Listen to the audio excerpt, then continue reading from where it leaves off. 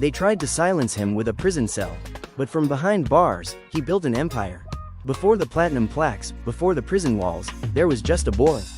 Adidja Palmer, born in Portmore, Jamaica, in 1976. His neighborhood? Tough, loud, relentless. It was the sound of street sellers, badman patois, and distant gunshots.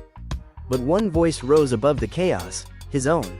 From a young age, Adidja wasn't just smart.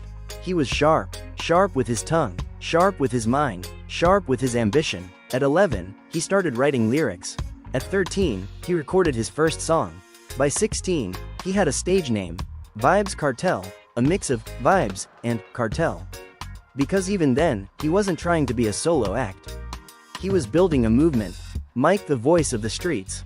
In the late 1990s, Kartel joined Bounty Killers Alliance, the most powerful crew in dancehall at the time. It was a musical gang, aggressive, political, hungry. Kartel wasn't the loudest, but his lyrics? Poison-tipped arrows, aimed at every rival and every oppressor. He didn't just rhyme, he attacked. Songs like Gun Clown, Emergency, and Tech Buddy Gal turned him into a street legend, raw, unfiltered, fearless. By 2003, Vybz Kartel was no longer just a name. He was a threat to the establishment, to the moral elite, to anyone who thought dancehall was dead. His style? Hypersexual, hyperviolent, hyperintelligent, and the people? They loved it. He said what no one else would say. He wore what no one else would wear. He lived how no one else dared to live. I am the voice of the ghetto. And the ghetto is angry. Moneybag rise to power. Between 2005 and 2010, Vybz Kartel became a cultural hurricane. Hit after hit. Clark's, Romping Shop, Summertime, Fever. Massive fan base across the Caribbean, UK, US. International collaborations with Rihanna, Major Lazer, etc. Created his own label, Portmore Empire. Launched a skin bleaching line, a rum brand, a shoe line. He was everywhere. TVs, radios, tabloids, clubs, schools. And with every beat, he pushed boundaries, bleached skin, tattooed eyes, gold teeth, explicit lyrics, a cult of personality. He wasn't just a dancehall artist. He was a brand, a movement, a myth. If Bob Marley was Haile Selassie, Kartel was the Antichrist of reggae. Jamaican journalist, 2012. Balance scale. The trouble begins. But success has a shadow. Behind the money and music, whispers began. Guns in Portmore. Missing men. A growing number of enemies. A mansion with more bodyguards than producers. Kartel was always armed, always watched, always moving in silence. Police began watching too. He was arrested several times, questioned often, but always walked free. Until one day, he didn't. Oncoming police car. The arrest that shook dancehall. In September 2011, Jamaican police raided Kartel's Kingston home. They claimed to find illegal firearms, phones, SIM cards, a burnt mattress, blood evidence. A few weeks later, he was officially charged with the murder of Clive Lizard Williams, a man who had allegedly stolen Kartel's guns. The news exploded. How could the most powerful man in dancehall be accused of murder? But fans didn't abandon him. They doubled down. Kartel innocent. Babylon frame him. In court, the prosecution presented damning evidence, text messages discussing disposal of a body, audio recordings of Kartel planning violence, a missing man, never found. The defense claimed it was all doctored. Jamaica was divided. Was this justice? Or a takedown? Mike, a voice behind bars. In 2014, Vybz Kartel was convicted. Life in prison. Eligible for parole after 35 years. But this is where the story breaks the rules. Kartel didn't disappear. He started releasing music from prison. Not leaked demos. Full albums. Clean, mixed, mastered. The system locked him in a cell, but his voice still reached the world. Am I behind bars, but am I still run road? They gave him a cell. He turned it into a studio. They gave him silence. He turned it into sound. Lock life in lockdown. After the 2014 conviction, most thought it was over. Life sentence. No parole before 2049. A locked cell in Kingston's maximum security prison. But they forgot, this wasn't just a man. It was Vybz Kartel. While most inmates were forgotten, Kartel became more famous than ever. Within months, songs began to drop. Pressure. Supreme Being. Real Youth. Watch Over Us. Fans were confused. Was he out? Was someone impersonating him? But no, it was him. From inside the system, he was feeding the streets. Headphone, how did he do it? Rumors exploded across Jamaica. Hidden smartphones? Corrupt prison guards? Secret studio setups? The prison authorities denied everything. But fans knew. The voice doesn't lie. Experts analyzed the vocals, same flow, same tone, same intensity. Producers claimed they got files via encrypted messages. Sessions were mixed in Miami, London, and Kingston. Kartel was dropping hits from behind bars, while most artists on the outside struggled to stay relevant. Jamaica's only platinum-selling prisoner. Castle a cell or a castle? Then came the bombshell reports. Vybz Kartel was allegedly living like a celebrity behind bars.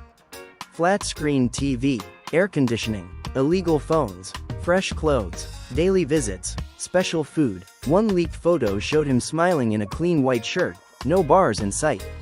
He looked more relaxed than most free men. The public was divided again. How can a murderer live better than the poor? He's innocent. Let the king live. Cell phone, social media from jail? His Instagram kept posting quotes, music drops, even political opinions. Captions in classic Kartel slang. Captions only he could write. One post read, "Dem cyan stop me. Not even death." His streaming numbers skyrocketed. Spotify, Apple Music, YouTube. By 2016, Kartel had more monthly listeners than any other Jamaican artist. Let that sink in. An inmate with a life sentence was #1 in dancehall. MD, King of the Dancehall, 2016. In 2016, he released his biggest post-prison album, King of the Dancehall. It debuted on Billboard, featured massive hits like Fever, and made headlines globally. Jamaican prisoner drops dancehall album from behind bars. Producers refused to say how they recorded the vocals. Some hinted it was pre-recorded. Others said, "He's got more tech in that cell than the radio station." Zipper mouth face system silence. Authorities cracked down, or at least claimed to. Raids were made, phones seized, guards transferred, yet new music kept coming. Steady, clean, chart-topping. In 2019, Kartel released To Tanisha, a love letter to the mother of his children. Fans were shocked. This wasn't violence. This wasn't street anthems. It was vulnerability, emotion, pain. Suddenly, people saw a new side of the man behind the bars. Even lions love. Balance scale the appeal and new evidence. In 2020, his legal team filed for appeal. They claimed evidence was tampered, jurors were bribed, texts were manipulated, witnesses were pressured. In 2023, Jamaica's Court of Appeal admitted the trial had irregularities. The case went to the UK's Privy Council, the final court of appeal for Jamaica. In 2024, they ruled the conviction was unsafe due to juror misconduct. But the retrial? Still pending. So Kartel remains in prison. But hope is rising. He went in as a convict. He might walk out a martyr. His body is behind bars. But his voice lives in every party, every speaker, every young artist trying to be heard. Brain more than an artist, a symbol. By the late 2010s, Vybz Kartel was no longer just an entertainer.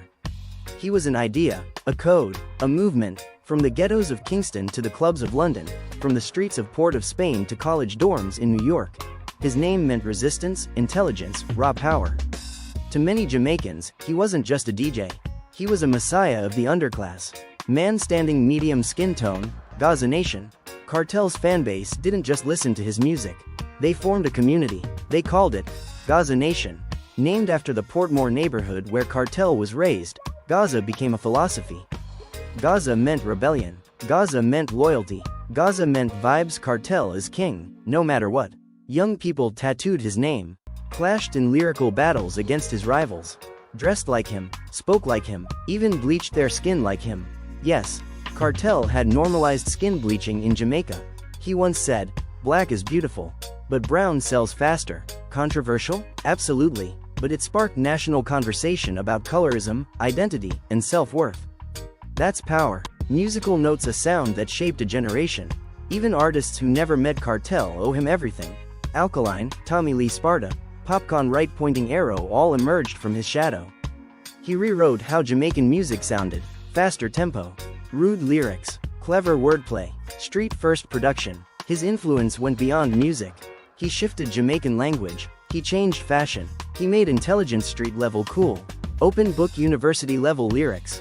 Believe it or not, Kartel's lyrics are now being studied in classrooms. UWI, University of the West Indies, held lectures on Kartel's use of patois, metaphor, and subversion. His songs analyzed for political critique, social theory, and language evolution. From criminal to curriculum, he speaks for the voiceless. So we study how he does it. Sociology professor, UWI. Cell phone the digital throne. While in prison, Kartel became the most streamed Jamaican artist year after year.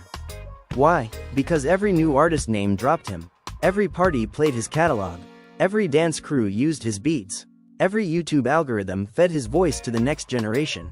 His TikTok challenges went viral. His lyrics became memes. His slang made it into global pop culture. From jail, he was more connected to youth than free men. He never left. He just moved inside the machine. No mouth-face Kartel versus the system. Still, despite all this, the Jamaican state still treats him as a criminal, a corrupting force, a risk. TV stations hesitate to play him. Major publications avoid him. Radio bans are still in effect. But every ban only feeds the myth. If you silence someone long enough, people start wondering what truth they were hiding. Folded hands Vybz Kartel today. In 2024, he remains incarcerated. But his appeal case is moving. Rumors say he might walk free within a year. He's in poor health. Some say he's been moved to solitary. Others say he's preparing something big, a book, a film, maybe even a final album. Nobody knows. Because Kartel doesn't announce, he drops bombs. History won't remember Vybz Kartel as just a prisoner. It will remember him as a voice that never stopped echoing. Rock from flesh to stone. When you walk through Kingston today, you see his face, painted on walls, hanging in barbershops, plastered on t-shirts, quoted on license plates, but you also feel him, in the slang, in the rhythms, in the way young people carry themselves. Kartel isn't just listened to. He's lived. He's not trending. He's rooted. Trophy a legacy without permission. Unlike Bob Marley, Kartel didn't get the approval of the elite. He was never given a government honor. He was banned from public events. He was written off as a danger to society. And yet, his lyrics are cited by politicians. His philosophy shapes public debates. His style is copied by youth movements across the Caribbean. He was everything the system feared: smart, influential, and uncontrollable. DVD discography of a rebel. Kartel released over 1,500 songs in his career. More than many artists release in a lifetime. And they weren't filler. Each one was crafted with intention. A story, a jab, a seduction, or a sermon. Some were for the dance floor. Some were for the streets. Some were for the future. MI don't record songs. MI record statements. Global reach. In Africa, his songs play in clubs from Lagos to Nairobi. In the UK, he's a hero of the grime movement. In the US, hip-hop artists mention him in bars. In Latin America, his melodies are sampled in reggaeton. And all this, from behind bars. Kartel is more global than most free men. He proved you don't need a passport to cross borders. Just a beat and a truth. DNA Kartel DNA in music. Today, you can hear his DNA in every new dancehall artist. The metaphors, the attitude, the swagger, the unapologetic voice. Even his enemies had to admit, he shaped the genre. Period. Dove the possibility of freedom. With the 2024 Privy Council ruling in his favor, Kartel might walk free. If he does, what happens next? Will he tour the world? Will he release a tell-all book? Will he leave music behind and become a full-blown activist? No one knows. Because Vybz Kartel is unpredictable, and that's what makes him legendary. Fire the eternal flame. Whether he walks free or not, whether he releases more music or goes silent, one thing is certain: Kartel already won. He already built a legacy. He already etched his name in culture. He already lives forever. Studio microphone final words. They can lock my flesh, but they can't jail my mind. Mi day ya, in your speakers, in your dreams, in your truth. Vybz Kartel is not gone. He's just transformed. Like fire, he spreads, he shapes, he survives.